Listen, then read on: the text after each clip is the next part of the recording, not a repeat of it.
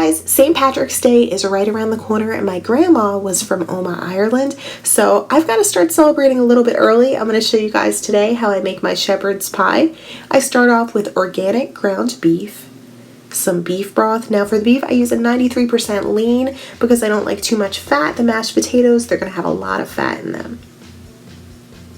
Adding in garlic, onions, and onion soup mix. Now just a little tip when you're making burgers, if you add that onion soup mix, it's by Lipton. You can find it right in your soup aisle, like your broths and your bouillons and all that. It's usually down by the Mrs. Grass soup. This is going to add a lot of flavor to your burgers too. Just a little tip there. Then we have some Worcestershire sauce and we're just going to go ahead and we're going to let that cook together so all your flavors incorporate for about 5 minutes.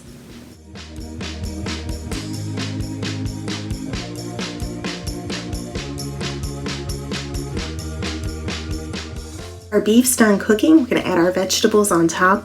You'll notice these aren't traditional Irish vegetables. We have some edamame, a little bit of zucchini. The biggest thing with my grandma's cooking and all Irish cooking in general is to clean out your pantry, never leave any ingredient to waste. So you can throw in any vegetables in there that you have in your fridge, just as long as it's not tomatoes, anything really acidic.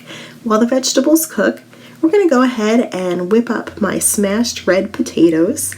I boil my potatoes for 30 minutes, leave the skin on, add 4 tablespoons of butter, a 1/4 cup of heavy cream, and a little bit of salt and pepper. It doesn't need cheese or anything else.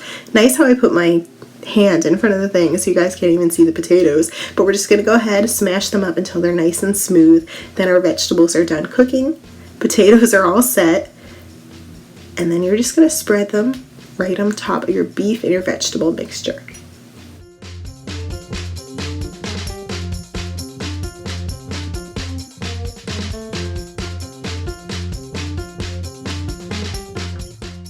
To give the top of our potatoes a little bit of texture, I'm just scoring that with a fork. I'm going to pop it into the broiler for 2 minutes. Make sure you watch it so you don't set anything on fire. You know that I'm known for doing that with broilers. Then we're going to hit it with some fresh parsley, woohoo, and we are ready to eat. This is really flavorful. I think that my favorite part of it, besides the potatoes, of course the most unhealthy part, is really the beef being flavored with that onion soup mix and the beef broth. It just gives us a really rich depth, and it's so easy and cheap to make.